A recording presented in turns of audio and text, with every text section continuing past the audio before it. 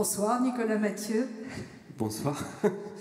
Nous allons dévoiler dans quelques minutes au cours de cette rencontre pourquoi Nirvana, pour ceux qui n'ont pas encore lu votre livre, pourquoi Nirvana a précédé votre entrée dans cette salle Poirel.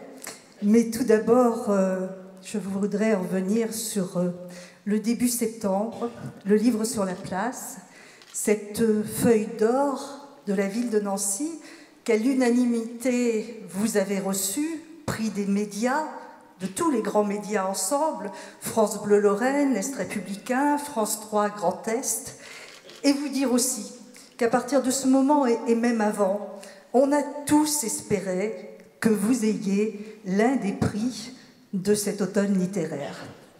Et puis le 7 novembre, à 12h45, vous avez eu le plus prestigieux des prix, aujourd'hui l'un des 3 plus grands prix au monde, le prix Goncourt. Alors, oui, évidemment.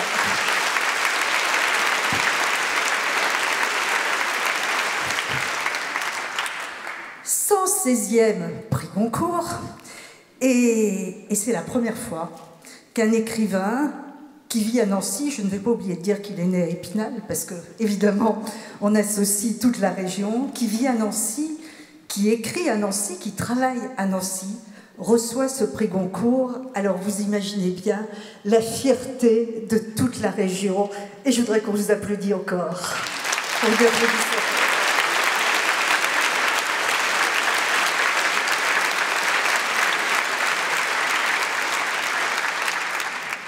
Alors, nous allons bien sûr parler pendant cette rencontre de leurs enfants après eux, votre prix Goncourt, paru chez Actes Sud, votre 2e roman. Mais avant, on va revenir sur ce mercredi 7 novembre, cette journée de folie. Avec le recul de quelques semaines maintenant, comment est-ce que vous revivez ça? Qu'est-ce qui est le plus fort dans cette journée pour vous?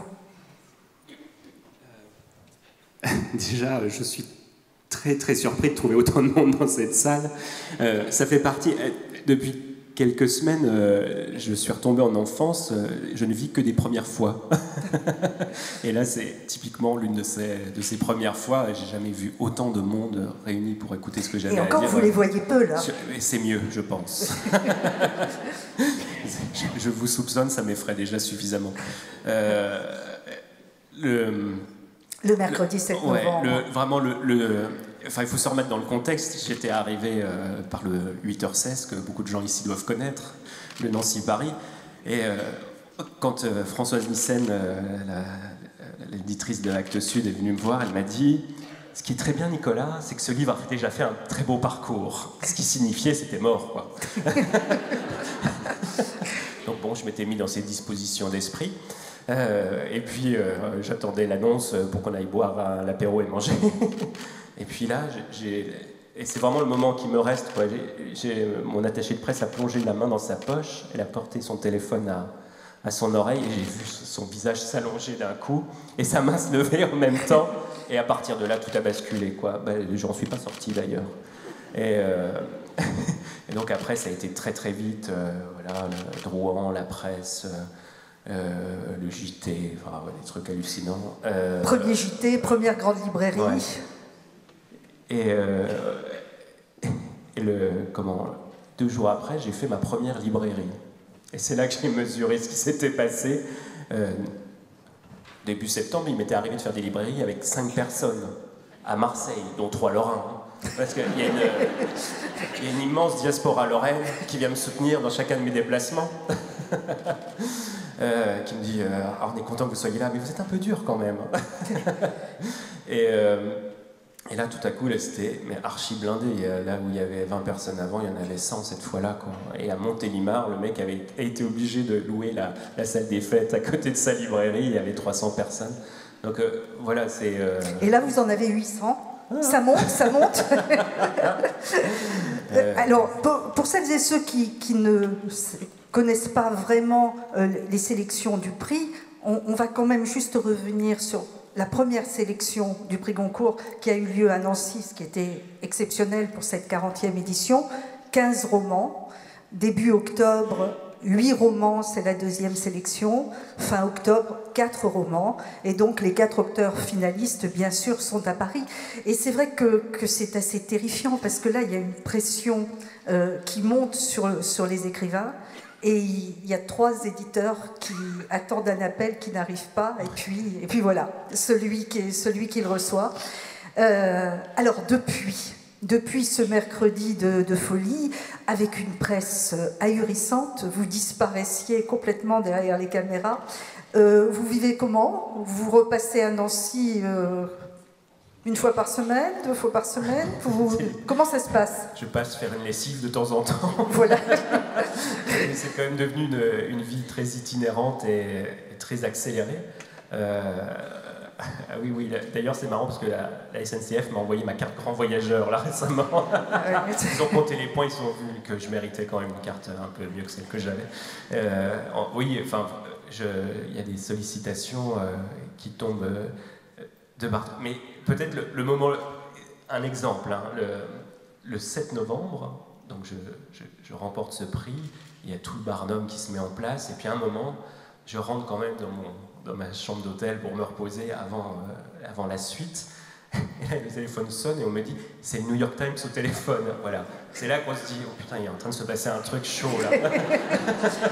Et l'article du New York Times, fabuleux. Alors à ce moment-là, on regrette beaucoup de ne pas mieux connaître ces verbes forts. Et puis on se débrouille. Et oui, enfin voilà, on bascule dans une autre dimension. Et ce qui se passe vraiment, là où ça change tout, c'est qu'il y a des lecteurs qui jamais ne seraient venus vers ce livre s'il n'y avait pas le prix. Et le sentiment qu'on a, c'est que on a réussi à produire ça dans ce pays, une institution prescriptrice qui est sans pareil en fait, et qui, lorsqu'elle désigne quelqu'un, quand elle oint quelqu'un, puisque c'est ça, elle dépose sur lui une espèce d'huile sacrée qui en fait un représentant de la littérature pendant un an, quoi. Et ça, je le sens maintenant, par le regard que portent les gens sur moi. Et puis, il y a un crédit qui est apporté à ce livre, un poids qui laisse maintenant ma parole du fait que ce prix m'était attribué, qui est sans commune mesure avec quoi que ce soit d'autre, quoi. Et je trouve assez chouette que dans un monde où la bataille pour le livre est quand même difficile à mener, il reste encore cette puissance symbolique-là qui de temps en temps désigne un livre, et on fait un phénomène, quoi. Et en plus, votre prix Goncourt est en train de battre des records de vente. Les chiffres d'Actes Sud sont déjà très très forts, donc ça va être un grand prix Goncourt. Et c'est encore plus formidable de porter ce prix-là. Oui, après, je ne peux que le constater Vous avez été porté par la presse. Tout l'été, vous avez été déjà porté par la presse, porté par les libraires aujourd'hui, porté par les Goncourt. Donc, c'est un conte de fées, là. Oui, c'est comme une longue rampe de lancement. Dès le mois d'août, en fait, par Instagram, sur Facebook, j'ai reçu des messages de libraires qui étaient assez enthousiastes. Et je me dis, il se passe un truc quand même. Et puis, il y a la presse, un 3T dans Télérama, une semaine avant la sortie du livre. Et à partir de là, ça grimpe et il se passe des... Ouais, voilà, jusqu'ici, jusqu'à vous, quoi. Bon, alors on va refaire votre chemin d'écriture jusqu'à justement ce Goncourt, parce que, d'après ce que j'ai compris, vous avez eu envie très très tôt d'écrire. Ouais, ça a toujours été là. C'est depuis que je sais lire. J'ai des souvenirs très précis dès la primaire. Mes premières aspirations dès le CE1, en fait. Vous aviez envie d'être écrivain en CE1 ? Exactement, ça s'est passé un mois de décembre. J'étais en CE1 et je me souviens que notre institut, c'était à Saint-Goëry, à Épinal. Vous avez donné le début de l'histoire de Saint-Nicolas. Et il fallait inventer la suite. Et on l'a tous fait. Et puis, mon texte s'est distingué. Elle l'a lu à toute la classe. Cette petite bouffée d'orgueil, ce plaisir... Le petit Goncourt, en fait. Ouais, et voilà. Au départ, c'est ça. On se rend compte qu'on est bon pour quelque chose et on creuse ce sillon-là. Et puis, on se met à lire beaucoup. Je me souviens des magazines que je lisais quand j'étais enfant. j'aime lire, je bouquine, le journal de Mickey, des choses comme ça. Dans je bouquine, il y avait des portraits d'écrivains à la fin, toujours, dans chaque numéro. Et je regardais Rimbaud, Jules Verne, Victor Hugo, et je nourrissais pour eux une très vive admiration. Et dans ma chambre, il y avait Arthur Rimbaud et à côté Arnold Schwarzenegger. C'était mes modèles de masculinité dans les années 90, quoi. Ah, donc oui. ça s'est construit de manière un peu compliquée, mais depuis très très longtemps. Ouais. Et vous êtes issu d'une famille où on lisait beaucoup ou pas particulièrement? Ma mère lisait pas mal, ouais, mais c'était ce qu'elle lisait, c'était des Jean Courchet, Signol, beaucoup d'écrivains régionalistes, des sagas familiales, ces genres de choses. Mon père un peu plus l'était lui, mais sinon pas tellement. Enfin, moi je viens d'un milieu qui a pas fait énormément d'études, quoi. Mes parents n'avaient pas le bac ni l'un ni l'autre, donc c'était le rapport à la culture, il était de déférence. On savait que c'était important, mais en même temps les pratiques étaient relativement limitées, je dirais. Voilà. Alors je sais qu'à 8 ans, vous avez demandé une machine à écrire, et qu'à 10 ans, alors ça vous aviez dans votre chambre une carte du monde de vos auteurs préférés, c'est ça? C'est vrai? Oui, alors ça encore, c'était dans Je bouquine, il y avait parfois des posters, il y a une carte du monde avec les écrivains emblématiques, genre Neruda en Amérique du Sud, en France, je sais, Shakespeare au Royaume-Uni, etc. Et à côté aussi une généalogie des écrivains français depuis le XVIIe siècle. Et j'avais leur tête sous les yeux depuis mon lit, je pouvais voir ça effectivement. J'étais vraiment dans une admiration et Enfin, je me souviens quand je lisais les biographies de Rimbaud, je me disais putain, ça a l'air tellement cool, moi aussi je vais être malheureux comme ça, et j'écrirai des livres. Je me droguerai beaucoup, ce sera super. Finalement, vous avez mis 32 ans à avoir le concours. Oui, c'est ça en fait. Alors, comme c'est que le deuxième, on a l'impression que c'était rapide, mais 32 ans, moi ça m'a paru long. Hein. Et vous avez commencé à écrire, vous avez gardé des petits manuscrits de votre enfance. Quand est-ce que vous avez mis sur papier réellement un texte? Depuis toujours, je me souviens qu'à 7-8 ans, l'hiver où est sorti les Goonies, j'avais vu la bande-annonce à la télé, et j'avais tellement envie de voir ce film, et c'était pas possible pour X raisons. Et je me souviens qu'avec ma machine à écrire, j'avais imaginé ce qui pouvait se raconter dans ce film, quoi. Donc j'ai commencé à raconter des histoires, puis à l'adolescence, des poèmes, beaucoup, qui resteront dans un tiroir. Et qui prennent de la valeur. Là. Alors, j'ai un prof de fac de Metz qui m'a dit qu'ils avaient ressorti mon mémoire de maîtrise. J'ai grand peur qu'on s'en empare et qu'on voit à quel point mon orthographe était hésitante à l'époque. Et quand vous étiez ado, en général, on cherche finalement un livre miroir des auteurs dans lesquels on se retrouve. C'était qui? Il y a eu dès l'enfance, je lisais beaucoup. Hein, et dans mon enfance, c'est vraiment Sherlock Holmes. Quoi. Là, je me souviens, j'ai dévoré ça. Et puis, plus tard, à l'adolescence, il y a eu 2 textes qui m'ont quand même beaucoup marqué. C'était Le portrait de Dorian Gray. Ça, c'est vraiment une lecture. Je me souviens que je le lisais le plus lentement possible pour que ça dure le plus longtemps possible. Et puis ensuite, là, j'étais au collège et j'ai lu La nausée de Sartre. Et là, c'est les mots qui mettaient sur ce malaise-là. Déjà là, je m'y identifiais beaucoup, et c'est des textes, fondateurs, quoi. Bon, et puis il y a eu la classe de première. J'étais en première L au lycée Saint-Joseph à Épinal. J'avais une prof que j'ai revue d'ailleurs pour la première fois 20 ans plus tard au livre sur la place cette année, qui s'appelle toujours Mademoiselle Martin. Et j'allais pas bien, quoi. J'étais un ado qui avait du mal avec la vie en général, et les filles en particulier.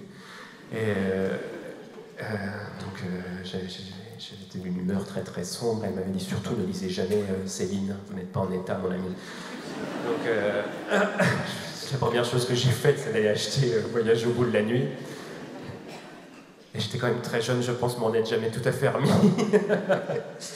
C'est-à-dire que cette noirceur-là, et puis la découverte d'une chose qui est quand même peut-être l'horizon absolue de la littérature qui est le style, quoi. Bon, ben là, vraiment, les mots sont comme des silex dans ce texte-là, ils se frottent ensemble et ça produit des incendies. Moi, ça ne s'est pas éteint chez moi, je continue à brûler de ce feu-là. Et puis Albert Cohen aussi, la même année. Enfin voilà, les grands stylistes. J'étais vraiment sous emprise longtemps, j'ai imité ce genre de littérature, quoi. Et puis un peu plus tard, Flaubert et Annie Ernaux. Voilà. Annie Ernaux, parce que ça m'a permis d'élucider des ressorts personnels, de parcours, de transfuge de classe un peu quand même. C'est-à-dire quand on sort d'un milieu, grâce à l'éducation, qu'on n'y sera plus jamais totalement chez soi et en même temps qu'on arrive nulle part, parce que appartenir à un milieu, ça signifie y être né. Qu'est-ce que c'est aussi que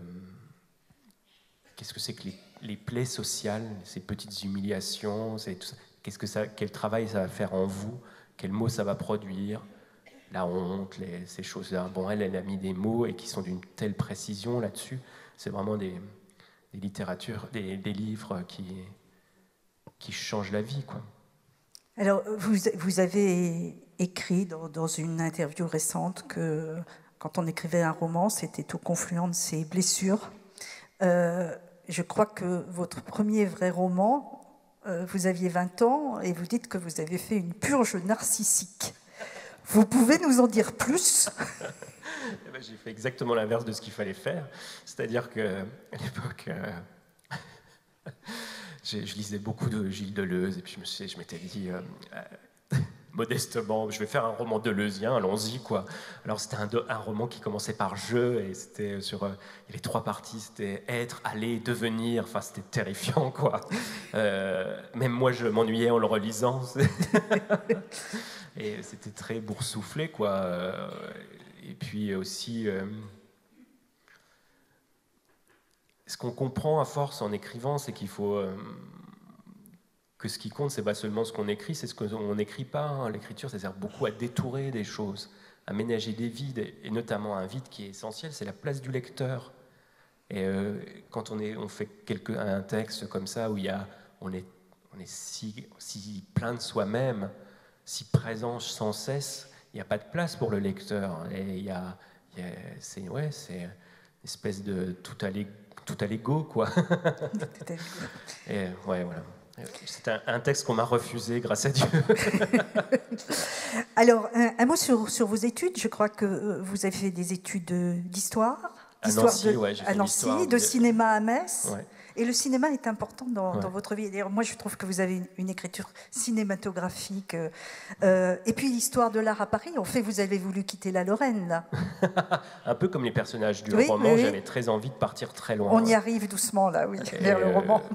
Et notamment de partir très très loin d'Épinal, quoi, où j'ai passé une enfance vraiment très heureuse. J'étais fils unique, j'ai été adoré comme si j'étais le soleil, quoi, vraiment. Mais une fois devenu ado, j'ai trouvé cette ville étroite. Les horizons ne me satisfaisaient pas du tout. Je sais que quand on dit ça ailleurs qu'à Paris, ça peut être mal pris, mais il y a une mentalité des villes moyennes, un entre-soi, et puis aussi le fait qu'on rencontre toujours des gens qu'on connaît partout, qui peut être quand même très pesant, qui font peser un poids énorme sur soi. J'avais envie d'anonymat. J'avais envie d'anonymat et puis de plan large. Je trouvais que c'était trop serré, quoi. Et puis oui, j'avais envie un peu comme les personnages, un peu comme dans Balzac, quoi. J'avais l'impression, un sentiment d'être excentré par rapport à un centre qui n'était pas Paris, et j'avais envie de me confronter à ça, de voir ce que je pourrais y faire, quoi. Vous avez pas mal galéré à Paris. C'est le moins qu'on puisse dire. J'ai été tout là-bas. J'ai été licencié, j'ai été au RSA, j'ai été chômeur, j'ai été en CDD, en CDI, j'ai été micro-entrepreneur. Je suis passé vraiment par tous les états du travail précaire et sous-payé. J'ai fait de la com, du scénario. J'ai fait à 30 ans, je faisais encore du soutien scolaire dans le 16e arrondissement. Je me disais, putain, je suis quand même très très mal barré, quoi. Mais pendant ce temps-là, vous écriviez. C'était ça le fil rouge, ouais. Et du coup, c'est ça aussi qui me coûtait cher. C'est-à-dire que j'avais jamais pensé vraiment à faire carrière. Moi, j'ai jamais appris un métier. Mes études, elles n'ont...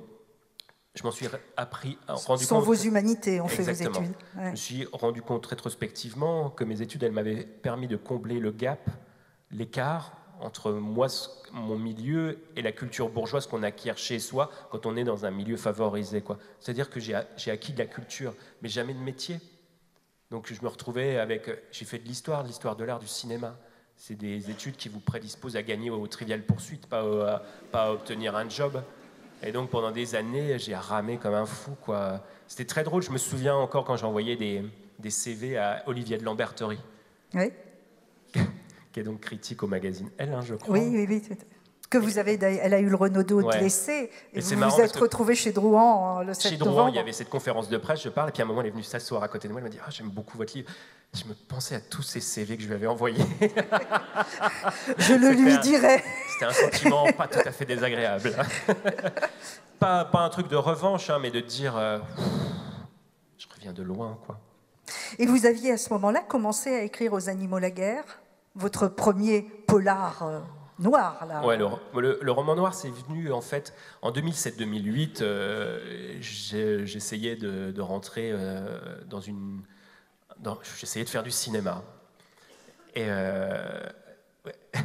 Je me souviens qu'à l'époque, je bossais avec un réalisateur qui me disait « C'est vrai, le cinéma, c'est une grande famille et c'est pas facile quand on est orphelin. » Et c'est vraiment le sentiment que j'avais, quoi, que c'était dur de rentrer parce que je connaissais personne, que c'était compliqué. C'est quand même aussi un milieu très d'entre-soi. Et voilà. Et comme j'avais faim et froid, il a fallu que je me trouve un job alimentaire. Mes scénarios se plantaient les uns après les autres, les projets n'aboutissaient jamais. Et j'ai fait du reporting, c'est-à-dire que j'allais dans des réunions et je tapais ce qui s'y disait sur mon ordinateur. Je faisais les minutes de réunion. Voilà.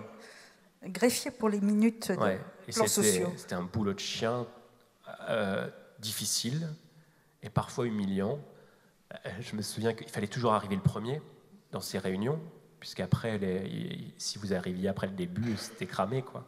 Donc j'arrivais toujours le premier, et il y avait systématiquement un mec qui arrivait et qui passait la tête dans la salle de réunion, qui disait « Tiens, il n'y a personne !» J'ai fait 6 ans d'études supérieures pour entendre ça.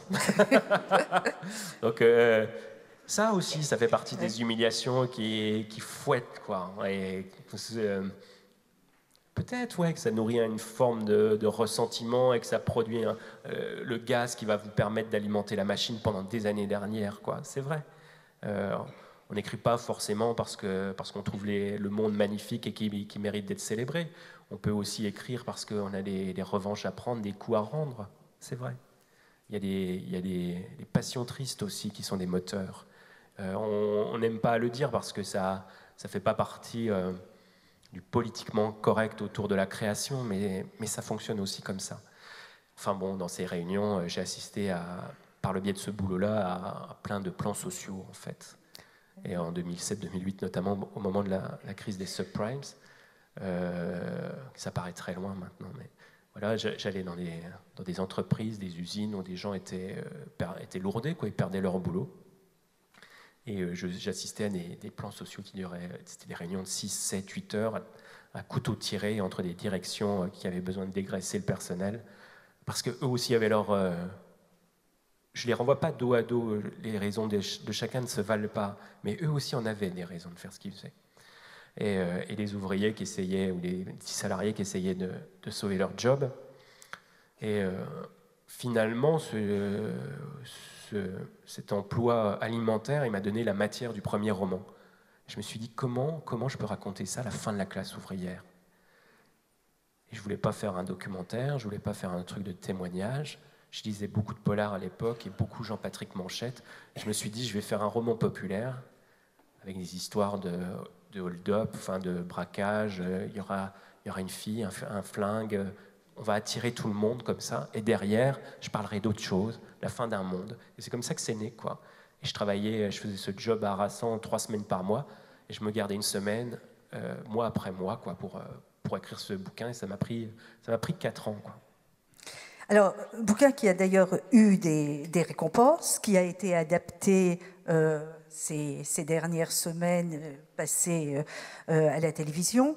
Derrière lui, un petit polar de court, mais le héros du polar étant dans la salle, on va quand même le citer, Paris Colmar, hein, avec un juge barbu qui fumait des clopes, aimait le vin chaud, c'est ça? Oui, il faut quand même en dire un mot, on ne peut pas laisser le juge Thiel orphelin du rôle qu'il a eu dans ce livre.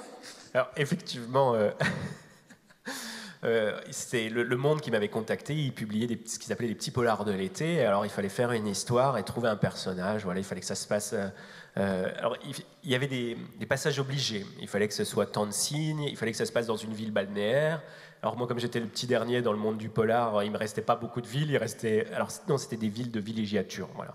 Il restait Colmar, Le Touquet, je sais pas quoi. Donc j'ai pris Colmar. Je me suis dit, qu'est-ce que je pourrais raconter comme histoire qui se passe là-dedans. Puis j'avais une copine qui connaissait le juge Thiel, qui m'en avait parlé. Je disais, putain, c'est quand même un personnage de polar, lui. Et il fume sans arrêt, il est bougon, il aime bien boire des coups, il a fait des... il a une carrière incroyable. Et alors c'est comme ça, puis j'ai commencé à lire un livre sur lui et tout, et puis le personnage est venu comme ça. Et alors la nouvelle s'appelle Paris Colmar. Commandez-la, ils en réimprimeront parce que je crois qu'il n'y en a plus beaucoup. Et c'est effectivement une espèce de vieil homme et l'enfant, une histoire entre un petit délinquant et un juge qui se passe entre Paris et Colmar. Voilà. Et puis on arrive évidemment à leurs enfants après eux. Alors, quand est né en vous ce roman? Vous l'avez écrit à Nancy, lui. C'est à Nancy, vous avez mis combien de temps à l'écrire, et de quoi est-il parti? Qu'est-ce qui a été le point de départ? Est-ce que c'est une histoire? Est-ce que c'est un personnage? Au départ, le point de départ, c'est deux personnages qui étaient apparus dans le premier roman, Aux Animaux la guerre, de manière assez spontanée. C'est-à-dire que sans que je le veuille, dans le processus d'écriture, il y a des accidents dans les processus d'écriture. C'est-à-dire que, en tout cas, moi, je ne suis pas du tout dans la maîtrise. Je n'ai pas un programme que je déclinerai, un objectif que j'atteindrai par étapes. Ça se déploie jour après jour, quand même dans la douleur. Et on a quand même beaucoup de surprises, des situations, des personnages qui naissent. Et il y avait donc un jeune mec qui s'appelait Jordan et qui tombait amoureux d'une meuf qui s'appelait Lydie. Et dès le départ, on sentait que ça allait être compliqué pour lui de la choper. C'était ça le point de départ, quoi. Et à la fin du roman, j'en avais pas du tout fini avec eux, et puis pas du tout fini avec ce qu'a été mon adolescence, quoi, en fait. Et je me suis dit, ce dont j'ai envie, c'est l'éducation sentimentale, quoi. Faire un long roman d'apprentissage qui sera donc l'histoire de notre jeunesse et l'histoire de ses désillusions. Donc c'est parti de ça et de Anthony, de ce jeune... Exactement. Dès le départ, je savais que ça partirait d'Anthony, qui était un double un peu de Jordan. Et c'était ce jeune garçon... je l'ai vu, j'ai eu des images très très fortes tout de suite de lui. On parlait du cinéma tout à l'heure, c'est vrai qu'il y a beaucoup de scènes. Je me souviens par exemple d'avoir vu Mud, le film de Jeff Nichols, et ça commence comme ça, ces deux gamins qui volent un canot à moteur et qui partent sur le Mississippi pour voir une île au loin. Et ils ont le vent dans le visage, il y a le soleil qui se lève très doucement, c'est dans le sud, on sent la chaleur comme ça, ils sont pris là-dedans, ils ont 13, 14 ans. Et il y avait vraiment, ça m'avait ému cette scène, et je m'étais dit, putain, ils sont jeunes à crever, c'est ça qu'il faudrait que je raconte. Qu'est-ce que c'est être jeune comme ça? Mais il y a ça dans le roman, un moment insuffisamment mortel. C'est-à-dire qu'on a tellement la vie devant soi qu'on ne peut pas mourir. Et Anthony, il est né comme ça, c'est-à-dire que je l'imaginais à cheval, une petite brute à cheval sur une 125, torse nu, sans casque, qui va le plus vite possible sur une départementale de Lorraine, sous un soleil de plomb, et qui cherche sa limite, c'est-à-dire le moment où il se brisera. Et c'est ce genre d'émotion-là, comme ce qu'on a entendu tout à l'heure avec Nirvana, ce vibrato à la fois bourré d'énergie et de mélancolie déjà, de mal-être. je me suis dit, c'est un roman sur... vraiment, les romans, pour les nourrir, il faut du carburant, quoi. Et ça marche comme ça, sur des images, sur des chansons, sur des émotions, sur des souvenirs, des blessures. Et on bourre tout là-dedans, et il faut que ça donne il faut que ça brûle fort, quoi. Alors, votre roman, vous l'écrivez sur 4 étés. Anthony commence à 14 ans, finira à 20 ans. 4 étés, dans la chaleur.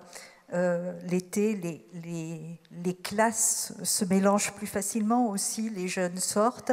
Et c'est un paysage qui ressemble très fortement à la vallée de la Fanche.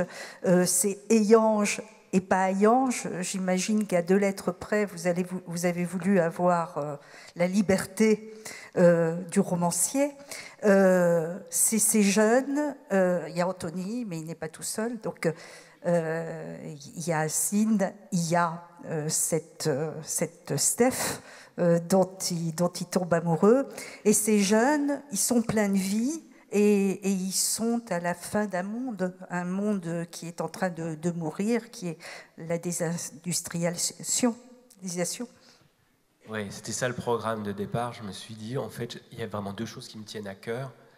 C'est ce roman d'apprentissage, c'est raconter des vies qui commencent, une poignée de vies comme ça. Comment ça commence avec de 14 à 20 ans. Je savais tout de suite que ça se passerait sur un temps long, au moins 6-8 ans, et qu'on verrait ce que fait le temps à leurs illusions, à leur corps, à leurs désirs, à leurs possibilités. Et puis, ce qui me tenait beaucoup à cœur, c'est qu'alors que ces vies commencent, c'était montrer un monde qui s'achevait. Celui de la classe ouvrière. Et dont ils ne veulent pas l'héritage. Et dont ils veulent essayer de se débarrasser de l'héritage. En fait, ça aussi, c'est des figures un peu de l'adolescence. C'est que, voilà, ils ont 14 ans, chez eux, c'est trop petit, leurs parents, c'est des cons, et ils rêvent d'ailleurs, quoi. Voilà. C'était ces choses-là que beaucoup d'ados... Ouais, ça, c'est des universaux, quoi. On règle son Oedipe comme on peut, quoi. Et j'ai d'ailleurs, parce que votre écriture est tellement belle et il y a tellement de passages qu'on a envie de citer. Anthony, vous parlez de ses parents. L'adolescence, c'est un moment où on juge, où on regarde aussi ses parents qui vieillissent, qu'on trouve pas forcément tels qu'on a envie de les avoir. Et Anthony dit, les siens, donc ses parents, il les trouvait finalement bien petits, par leur taille, leur situation, leurs espoirs, leurs malheurs même, répandus et conjoncturels. Chez eux, on était licenciés, divorcés, cocus ou cancéreux. On était normal en somme. On était normal en somme. Ça parle leur vie ne se cantonne pas à ça, mais leur type de malheur, ils ne mourraient pas au champ d'honneur, ils ne mourraient pas dans une savane africaine. Il y a un côté comme ça c'est ce sentiment de normalité, sentiment d'être tout le temps à un régime moyen, qui, quand on est ado, est intolérable. On a envie de panache, quoi. Alors, vous avez choisi quand même un titre qui inspire la fatalité, même la malédiction, un peu, qui vient du Siracide. Pourquoi ce titre-là Alors, c'est un peu... Voilà, il y a plusieurs choses dans ce titre. Leurs enfants après eux. C'est donc une phrase qui est tirée du Siracide, un des textes de l'Ancien Testament. Et dans ce même texte, il y a un autre titre, un autre roman a emprunté son titre à ce texte, qui est « Louons maintenant les grands hommes », qui est publié chez Terre des Hommes. Ici, c'est un livre qui est considéré comme de l'ethnographie. C'est un livre qui a été écrit dans les années 30 par James Hadji, un journaliste, et qui a été illustré par le grand photographe Walker Evans, qui sont 2 mecs qui sont partis dans le sud des États-Unis pendant la grande crise de 29, à la rencontre des petits métayers blancs qui crevaient de faim, quoi. Et ils devaient faire un petit reportage pour le New Yorker ou le New York Times, je ne sais plus très bien. Ils en sont revenus avec ce livre qui est un immense livre, à la fois très, très documenté, d'une précision extrême, et qui est en même temps un livre d'une poésie immense, quoi. Et quand on part pour ce voyage au long cours, qui est l'écriture d'un roman, on a besoin de se fixer des caps, et en me donnant ce titre aussi, je regardais dans la direction de ce roman. Moi aussi, je me disais, ce sera il y aura un effort de rendu du réel qui sera de chaque instant, et en même temps, la langue sera tout le temps mon propre principal souci. Donc j'avais cette ambition-là. Et puis, il parle des petits métayers, il dit « louons maintenant les grands hommes ». Moi aussi, j'avais ce projet de me dire « c'est parce qu'ils sont petits que je vais les montrer le plus grand possible ». Et qu'il y aura un aspect comme ça, un peu « bigger than life », comme dans les chansons de Springsteen. C'est des toutes petites vies, mais elles acquièrent un statut presque mythique, quoi. Et en empruntant un texte de la Bible, c'était ça aussi. C'était ramener cette idée du destin social, du recommencement, ne pas le limiter à l'aspect sociologique, à l'actualité, à la contemporanéité, c'était le ramener à une mythologie des grands anciens, quoi. Voilà, donc c'était pour donner une grandeur à ces vies minuscules. C'est très réussi, parce que et la restitution et la langue sont parfaitement justes. Vous dites à un endroit dans votre livre que cette vallée est quasiment en soins palliatifs. Je voudrais, parce qu'on va peu parler de la sidérurgie, mais plutôt de l'avenir de ces jeunes, je voudrais quand même citer, parce que je le trouve là encore si juste et si beau, un passage sur les hauts fourneaux.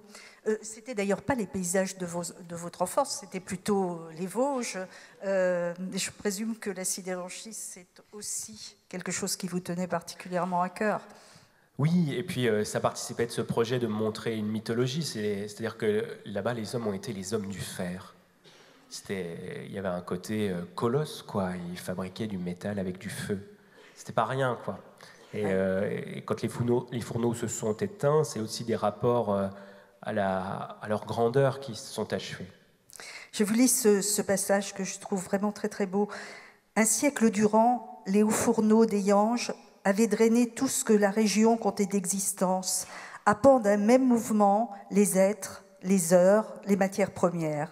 D'un côté, des wagonnets apportaient le combustible et le minerai par voie ferrée.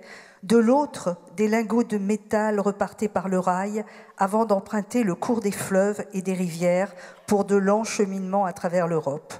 Le corps insatiable de l'usine avait duré tant qu'il avait pu, à la croisée des chemins, alimenté par des routes et des fatigues, nourri par tout un réseau de conduites qui, une fois déposées et vendues au poids, avaient laissé dans la ville de cruelles saignées. Ces trouées fantomatiques ravivaient les mémoires, comme les ballastes mangés d'herbe, les réclames qui pâlissaient sur les murs, ces panneaux indicateurs grêlés de plomb. Anthony la connaissait bien, cette histoire. On la lui avait racontée toute l'enfance. Sous le gueulard, la terre se muait en fonte à 1800 degrés dans un déchaînement de chaleur qui occasionnait des morts et des fiertés.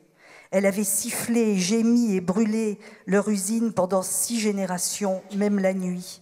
Une interruption aurait coûté les yeux de la tête. Il valait encore mieux arracher les hommes à leur lit et à leurs femmes.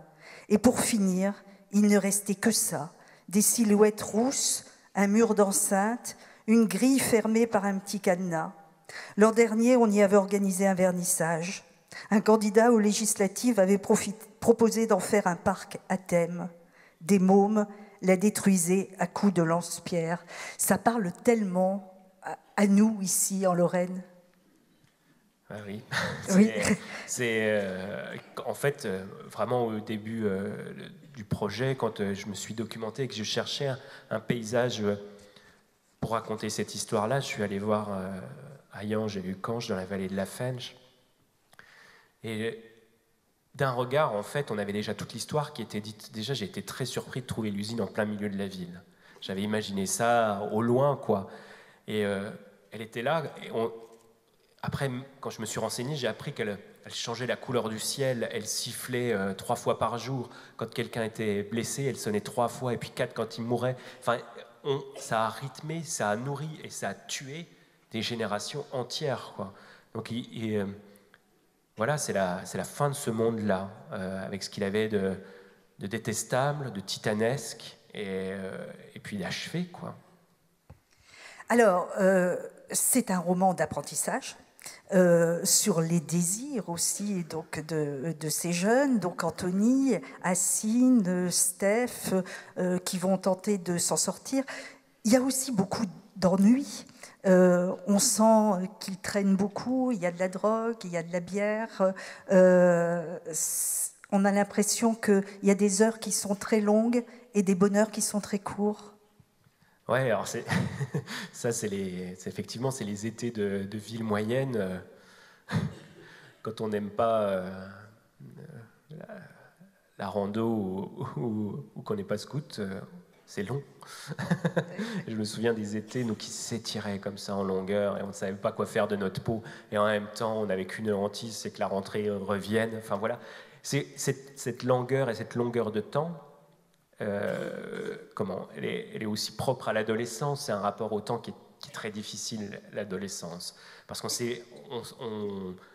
est à la fois très nerveux, plein d'une énergie qui nous parcourt en permanence, et puis on a l'impression d'être contenu dans un carcan et ça n'en finit pas. Ce corps dont on ne sait pas quoi faire, les parents qui nous emmerdent, l'école qui exige.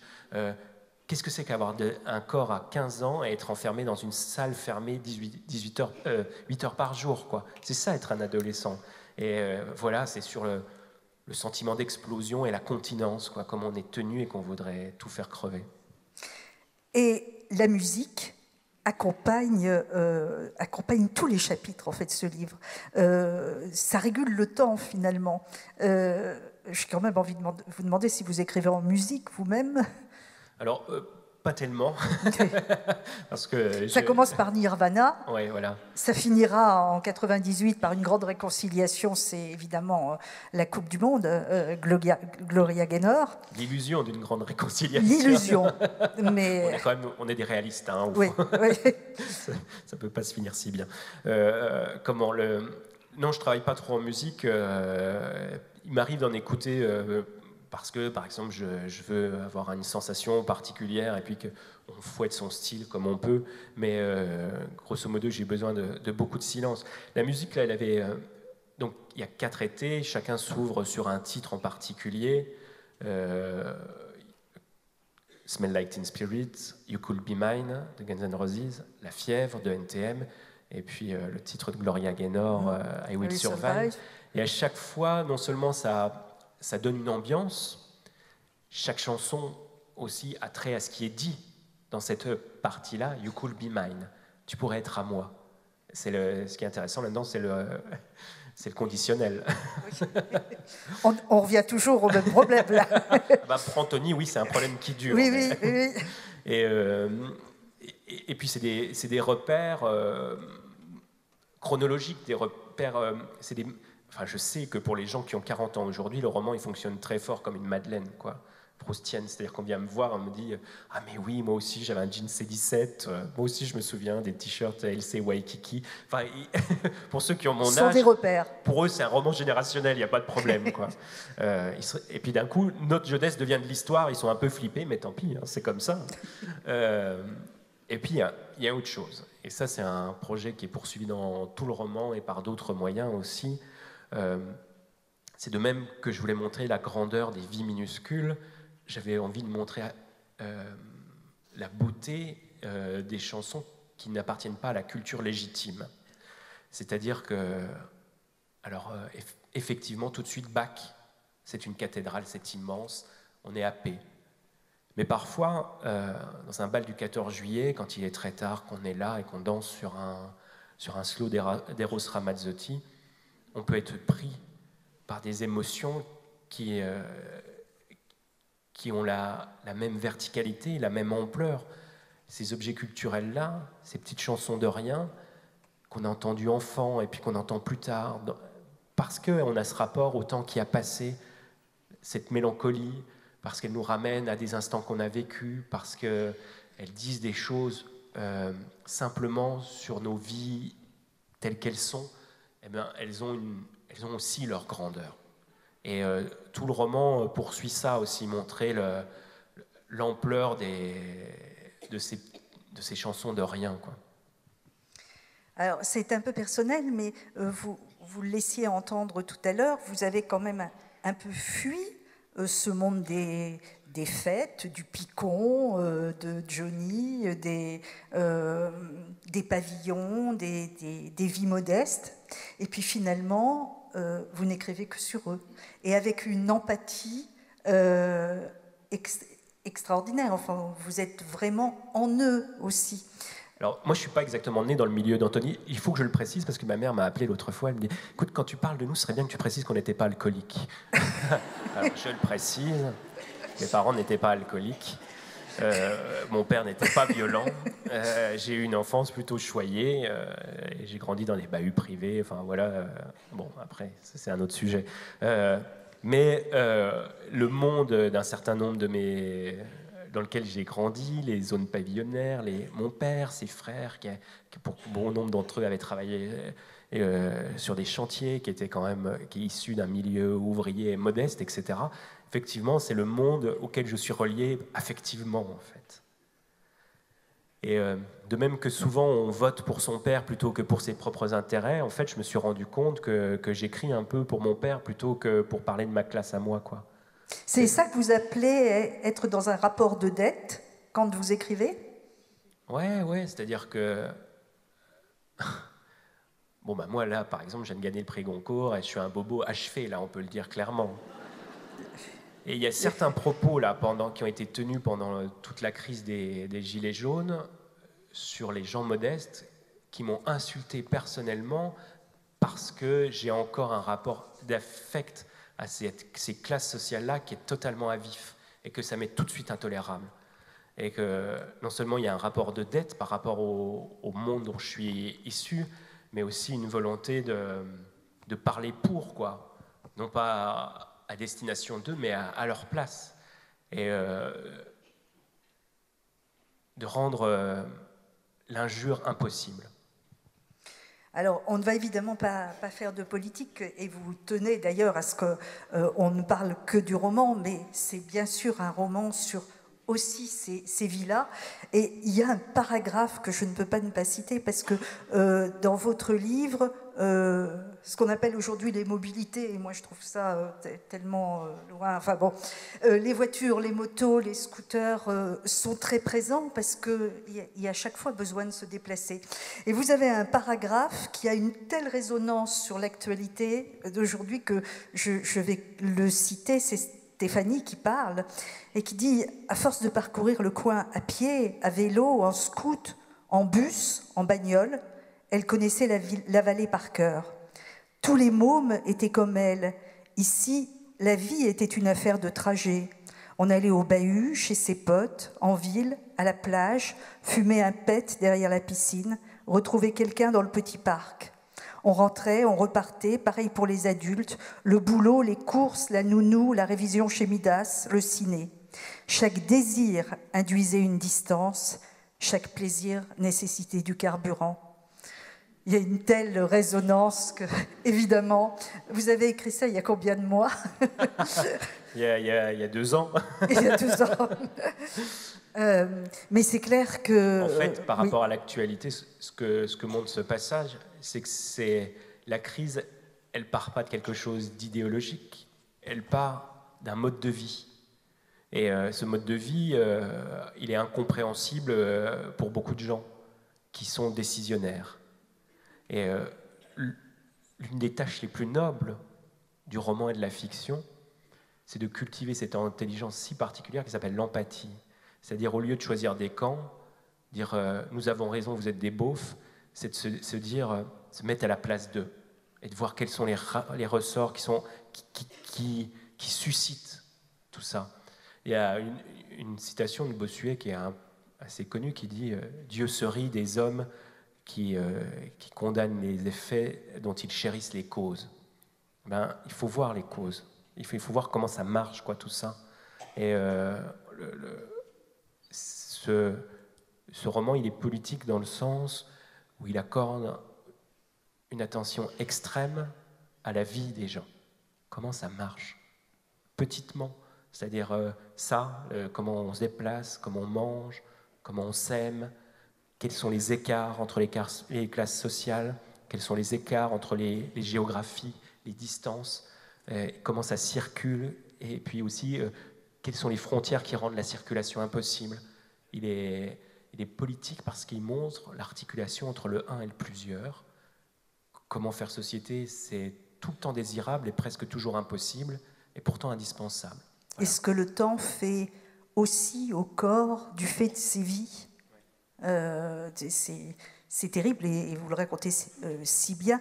C'est aussi une façon d'écrire en étant citoyen. C'est un récit, évidemment, c'est un roman, c'est fictionnel entièrement, mais on a l'impression que c'est un vrai témoignage sur un monde qui meurt et que vous permettez de... finalement, vous lui faites un tombeau littéraire. Oui, bah, la classe ouvrière, oui. Alors après... c'est une question qui n'est pas liquidée comme ça, parce que des ouvriers, des petits salariés, il y en aura toujours. Bien sûr. Là, ils sont bien revenus d'ailleurs. Le problème, c'est la question de la classe. C'est-à-dire que la classe ouvrière, moi je pense qu'elle a disparu parce qu'elle supposait des pratiques collectives, un horizon politique partagé, une culture d'ensemble. Enfin voilà. Et tout ça faisait que, même si l'on était dominé, on constituait un rapport de force qui faisait que les pouvoirs n'étaient pas aussi déséquilibrés qu'aujourd'hui. Voilà. Et ce roman, oui, il raconte comment cette classe-là a disparu. Ouais. Alors, pour écrire ce roman, vous utilisez une langue dans laquelle il y a à la fois probablement votre rage, en tout cas votre colère, beaucoup d'énergie. Elle est à la fois populaire, mais pas que. Je vais vous demander comment vous travaillez lorsque vous écrivez un tel roman. D'abord, quelle est votre méthode? Comment vous l'avez construit, ce livre? Est-ce que vous avez fait un plan? Est-ce que vous écrivez régulièrement? Racontez-nous les coulisses des enfants après eux. Alors déjà, j'ai du mal. Même en ayant du mal, c'est pas mal, hein, le résultat. Alors, je ne suis pas un planificateur. Moi, je ne fais pas un grand plan. Et puis, vous savez, on raconte que James Ellroy, il fait un plan de 150 pages, puis le bouquin en fait 500. Alors là, moi, pas du tout. Et j'ai déjà essayé de faire ça, de m'allonger dans ma chambre en fermant les yeux et puis d'avoir des idées. Il ne se produit strictement rien. C'est très déprimant. Donc, en fait, il n'y a qu'une manière pour moi d'écrire, c'est d'écrire. Ça semble bête à dire, mais il faut... Et vous écrivez facilement? Ça vient vite? Non. Et alors, ça dépend des jours, mais c'est une question de disponibilité et de discipline. Donc, les jours où j'écris, et quand j'écris tous les jours, sauf quand je dois aller bosser au boulot. J'écris, je me lève le matin, et à 9h, je suis devant mon ordi, et j'écris 1000 mots par jour, minimum. Si j'ai de l'élan, un peu plus, mais en général, je m'arrête à 1000 et je suis déjà cuit. Et ça, c'est parce que la première presse, ça consiste quand même à arracher de la matière au vide. On n'a rien, il faut obtenir quelque chose. Une fois qu'on aura ce quelque chose, non seulement il y a les idées, les personnages qui vont se construire dans le déploiement de l'écriture, et il faut les écrire pour qu'ils existent. C'est-à-dire que je ne fais pas une fiche par personnage en me disant un tel va être comme ci, comme ça. Ils se mettent à exister dans l'écriture. Et c'est couche à couche, quoi, peu à peu qu'ils apparaissent. Et donc il faut produire du texte. Et une fois que cette première lancée est achevée, qui prend quand même beaucoup de temps et qui est le moment le plus pénible, là il y a un moment un peu moins chiant qui arrive, c'est la réécriture. Et là on commence à polir les phrases, à restructurer l'histoire. On serre les boulons, quoi. À la fin, il faut que ce soit comme le pont de Tancarville, que tout tienne, et que ce soit qu'on ait l'impression que ça a toujours été là, que le truc était. Il faut que tout ait l'air délibéré depuis le début, quoi. Et il faut que les personnages aient pris une densité telle que vous pensiez à eux comme si c'était des potes, quoi. Il faut que ça existe pour de bon. Alors ça... Vous vivez des mois avec eux. Ouais. Et par exemple, pour le premier roman, Aux animaux la guerre, j'ai passé presque 10 ans avec eux, puisqu'on a écrit la série après. Je ne veux plus jamais en entendre parler. Souvent, on me demande en librairie, mais vous n'êtes pas triste de les abandonner? Non, on a très envie de passer à autre chose, on n'en peut plus, quoi. Alors voilà, c'est vraiment un truc de besogne, quoi. Il faut beaucoup bosser. C'est de la sueur et des larmes. Donc, combien de temps entre le début du livre, l'idée première, et le manuscrit définitif rendu? En tout cas, je ne saurais pas dire, ça s'est fait en plusieurs phases. Il y a eu une première année où j'ai écrit la première partie, et puis sur ces entrefaits, l'écriture de la série télé a commencé, ça m'a pris 1 an. Donc 1 an d'écriture, 1 an pour la série, et je suis revenu sur le texte ensuite. Et là, j'ai commencé à lire et tout était très mauvais.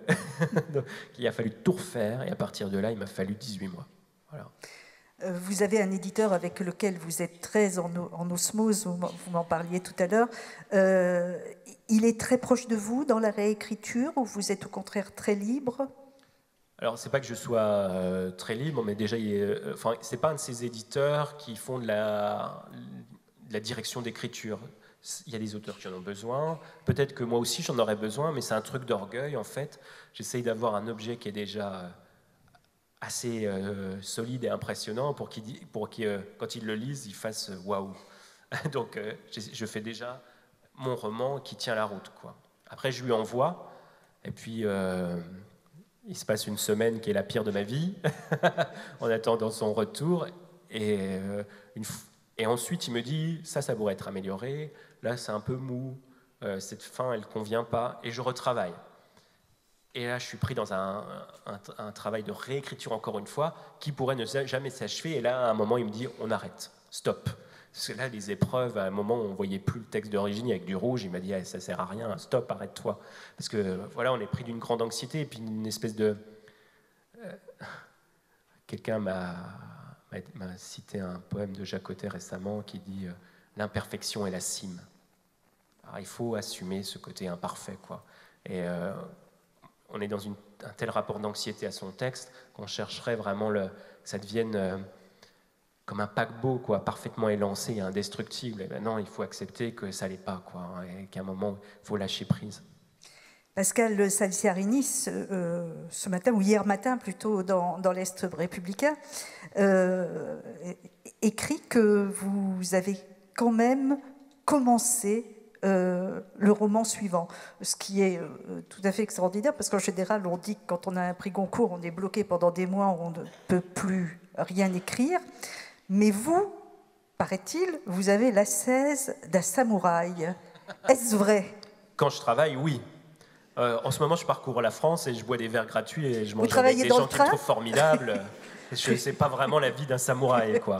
Mais j'ai l'idée d'un troisième roman qui devient très très envahissante. Oui, ça pousse là. Je sens il y a des colères de nouveau, des envies de personnages, des idées de situation, etc. Là, j'ai pas vraiment la disponibilité pour travailler beaucoup. Mais j'ai posé 2 paragraphes. J'ai commencé à noter des prénoms. J'ai posé aussi 2 paragraphes pour conjurer le sort en me disant « ça y est, j'ai commencé ». Voilà. Parce que le roman qui arrive derrière le Goncourt, c'est certainement un moment très difficile. À la fois, vous êtes libre, ça y est, vous avez eu le Goncourt quasiment en début enfin, vous avez toute une œuvre qui va arriver derrière, 2e roman.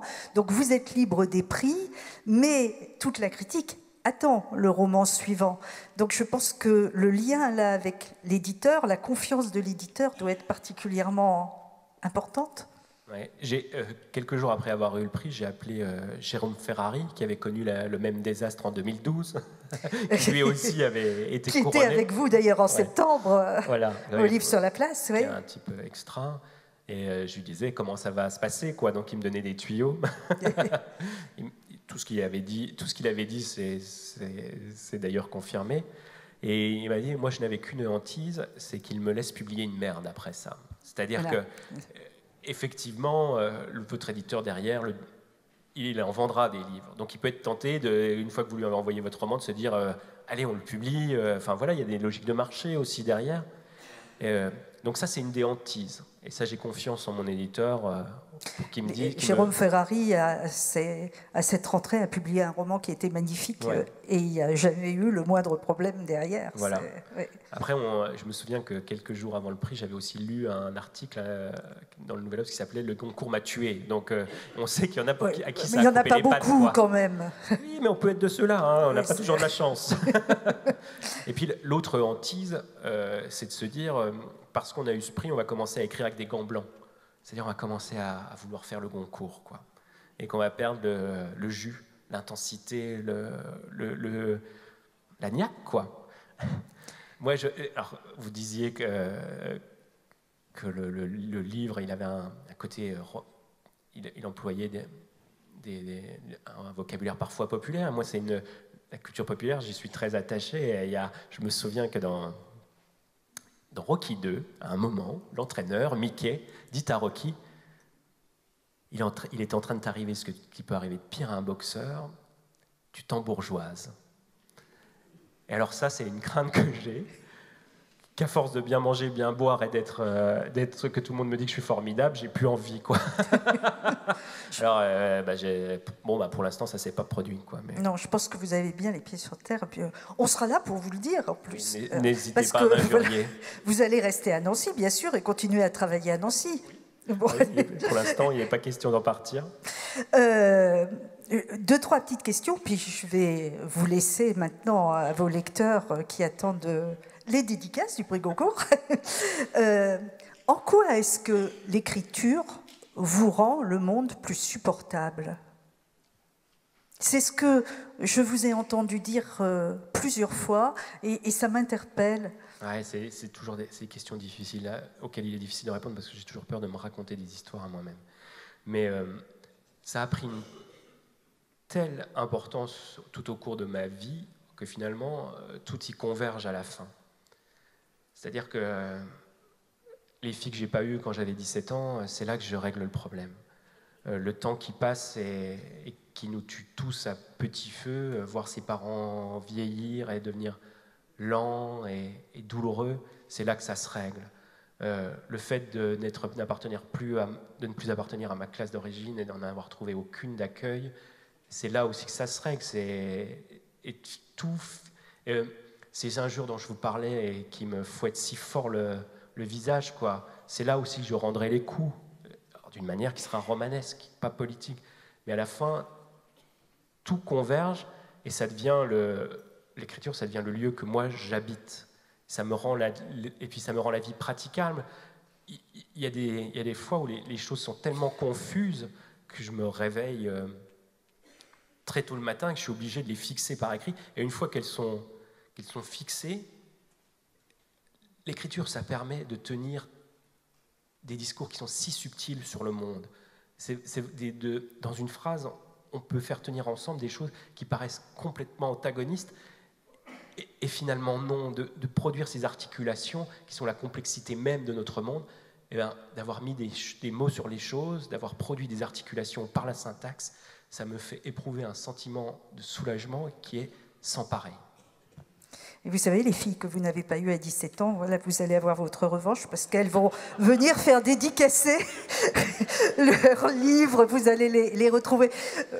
Une petite question assez personnelle pour finir, mais vous avez un petit garçon, Oscar. Comment il a vécu ça, ce prix Goncourt à son papa? Il a 5 ans et demi. Ouais, là, oui, il va sur ses... Alors, il est très de compète en ce moment. Et alors, papa a gagné, c'est super cool. Voilà, lui, c'est ça qu'il voit. Et puis, il y a une anecdote qui m'a fait marrer. La première fois que je suis allé le chercher à l'école après ce prix Goncourt, donc il monte dans la voiture, il m'en a pas parlé, il semblait relativement indifférent, voilà. Et puis on va dans une station-service parce que j'avais besoin de faire gonfler mes pneus et je sais écrire des romans mais pas gonfler mes pneus. Donc j'arrive, je demande au mec de me dépanner. Mon fils alors prend de lui-même descend de la voiture et dit au mec oui, mon papa il a gagné le prix Goncourt. Le mec est un peu interloqué. Ça se passait à Vendeuvre. Et il me regarde, il me dit c'est vrai? Je dis bah oui, c'est vrai. Et il a cette réaction, il me dit je peux vous embrasser? Je pense qu'on va beaucoup vous embrasser tout à l'heure.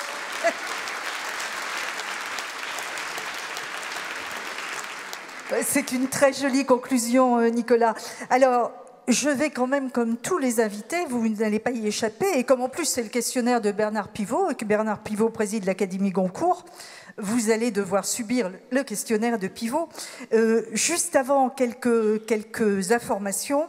D'abord, le 28 janvier, à l'Hôtel de Ville, Marie-Madeleine Rigopoulos rencontrera Philippe Besson.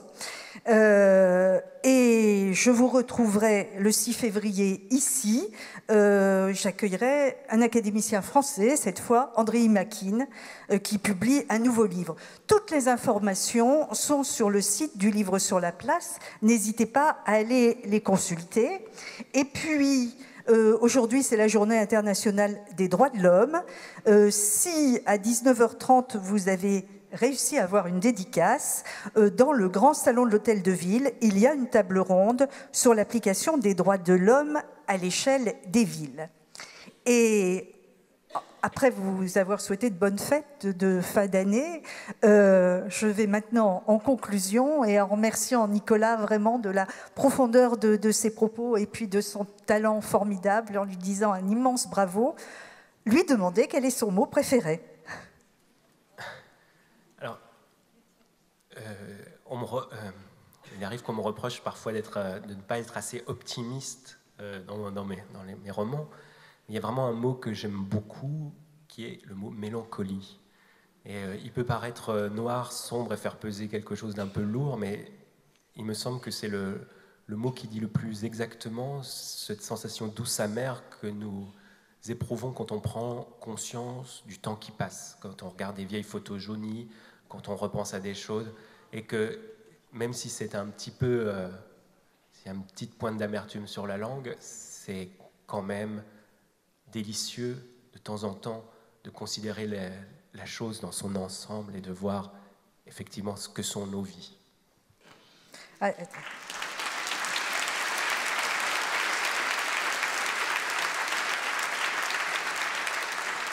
le mot que vous détestez?